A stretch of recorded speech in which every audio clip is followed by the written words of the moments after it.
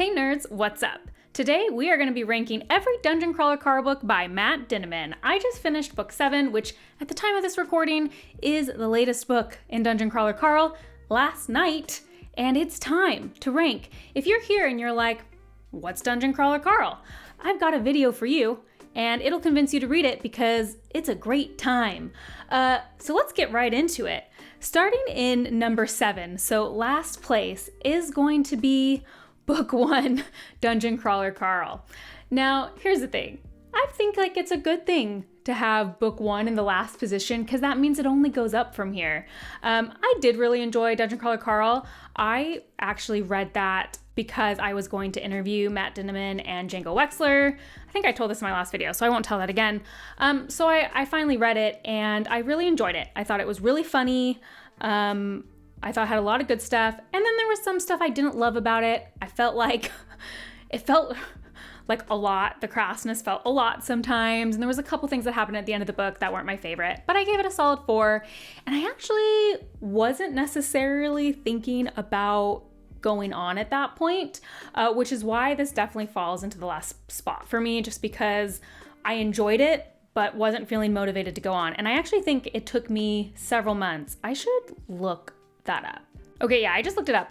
I didn't read book 2 for 7 months after reading book 1. So that's definitely the time period of oh, I'm probably not returning to it. And I explained in my other video, I was in a reading slump, so I read book 2, and that's where everything changed, and here we are. Okay, coming in at number 7. So next in my ranking is book 3, The Dungeon Anarchist Cookbook. I particularly really love Katya's whole thing in this book and character development, and I feel like book 3 is really where we fully start seeing where Dinniman is going with the series. The stakes are raised a little bit more. We really see that character development.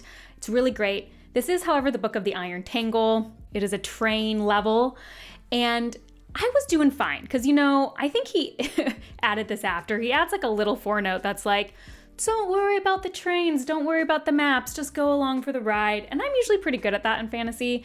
And even with that in mind, and even thinking that the whole time, still at the end, it got a lot. At the end, I was like, what is happening? It just was really complicated. And I think it really shows that he's never done that again. Because it was a little bit much. So that's why book 3 comes in at second to last, even though it's good. I should say here, book 1 is the book I ranked the least at 4. Every other book got a 4.5 or a 5. So we're splitting hairs here. It's all good. But yeah, 3 comes in at place 6. Next up is book 2, Carl's Doomsday Scenario. This feels really low for book 2.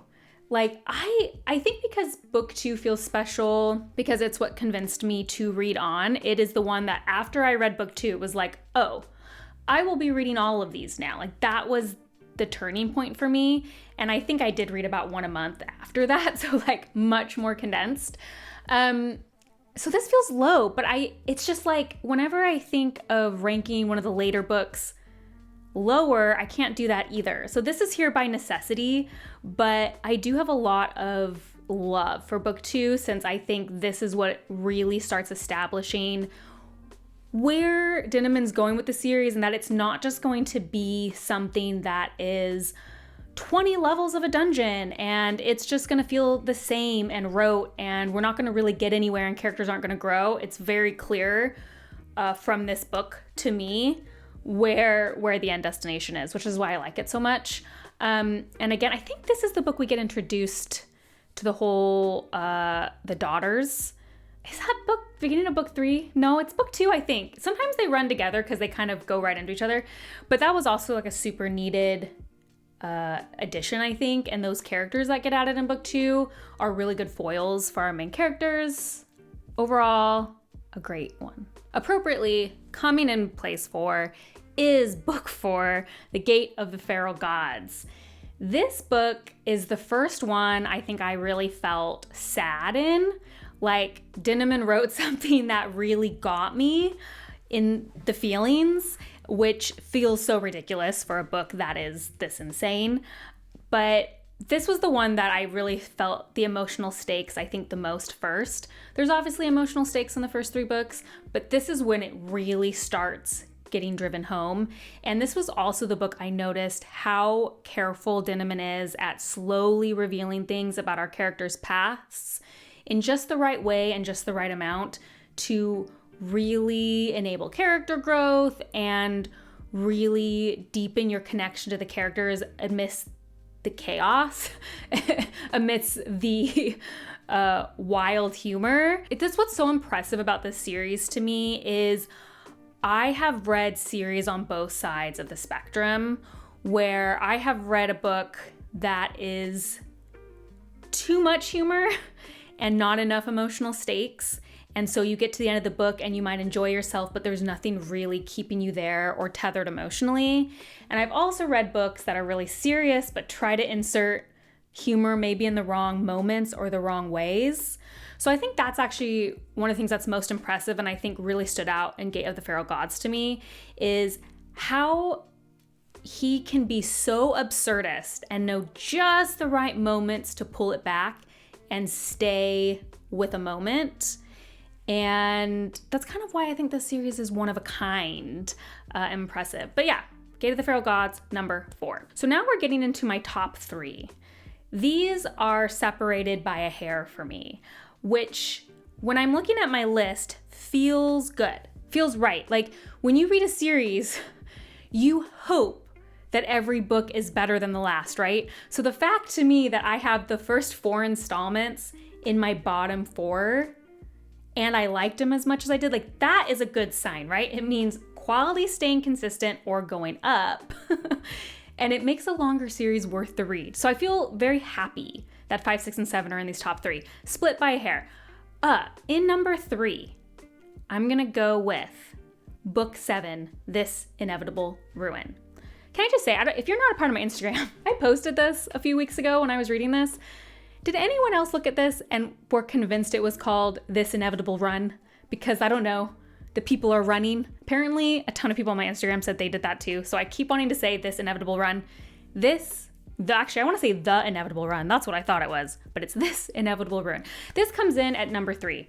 This was hard because I think some of the emotional moments here were probably the most gut-punching of any of the books.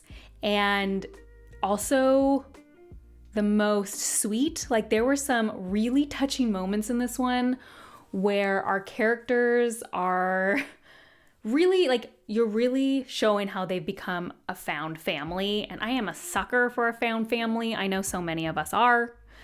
And so I felt like those emotional beats hit so hard. And also, if you've read the books, this level of the dungeon we've been building to for quite a few books at this point.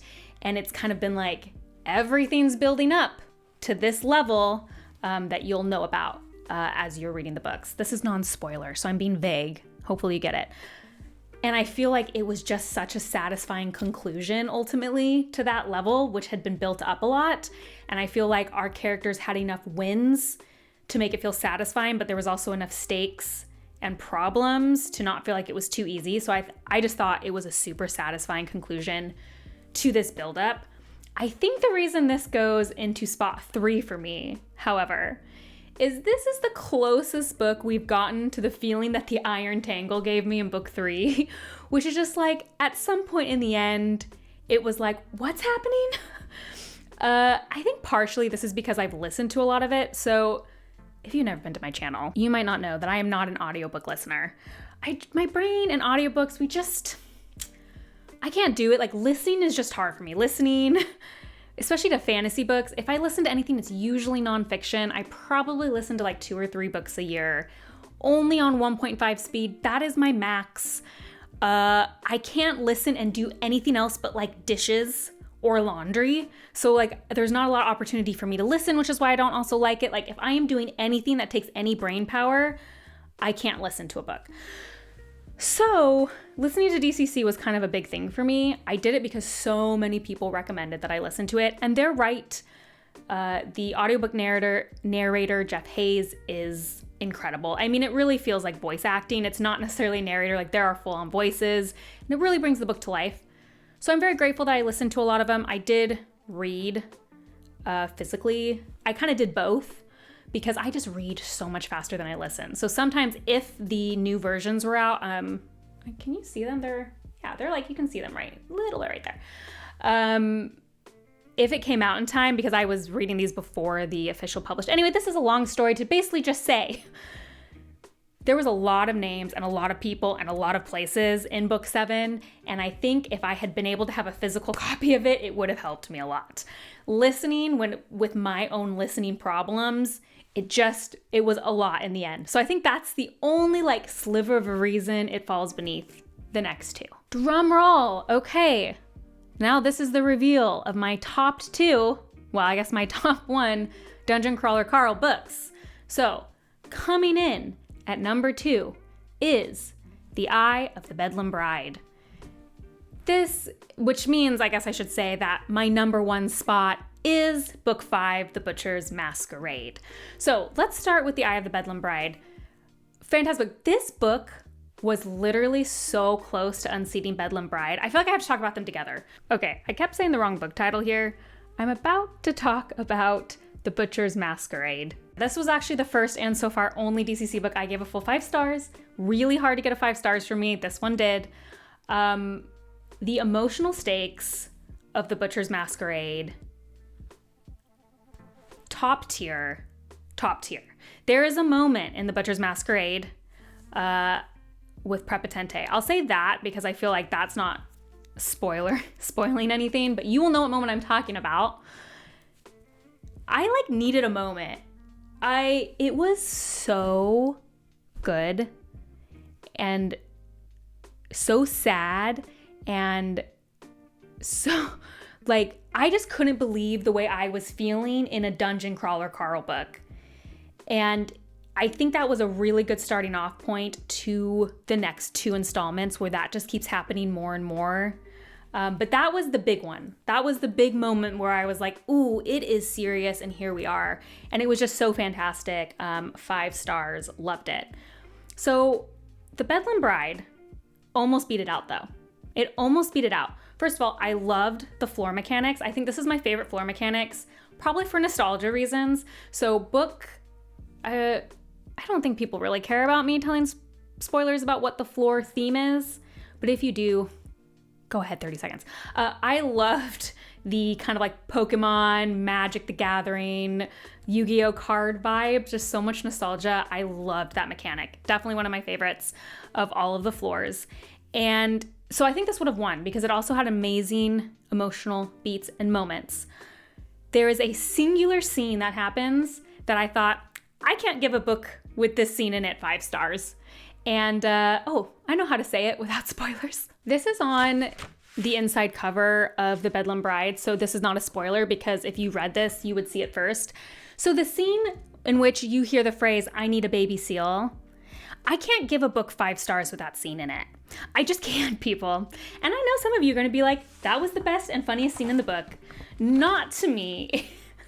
I think I said in my other video, there is a point in each Dungeon Crawler Carl book that is just so crass that it staggers me. I'm not a super crass person, and it never ends. There is a scene in every book I can point to that's just that's a lot. But that scene, that takes the cake for the whole series for me. And it was just I can't. So that is literally the reason I think that gets put under The Butcher's Masquerade, for better or for worse.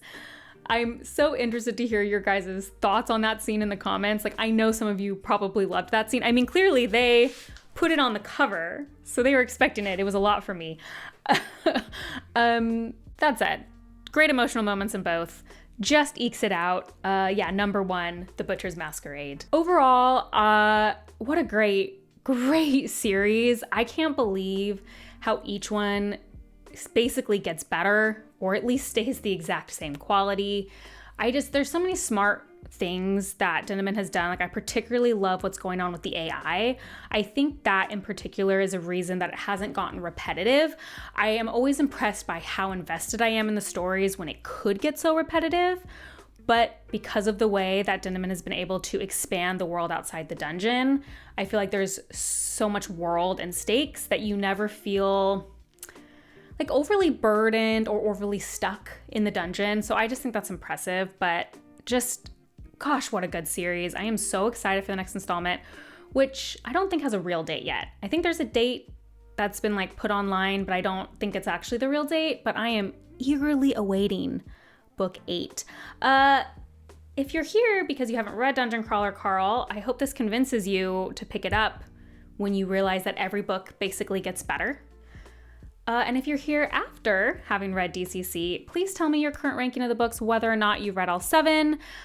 Tell me how I'm so wrong or how I'm so right. Princess Posse forever. If you like these kind of videos, please like and subscribe. That is the best way to support me. If you want more DCC content, you can see my DCC pitch, or I did also a video about why I think Dinniman is such a great character writer, and it's a deep dive there. That video does have spoilers through book 5, so you will have to wait a little bit on that one. And if you want to see what I'm currently reading, you can check me on Instagram at bookborn.reviews. I'll see you next time. Bye.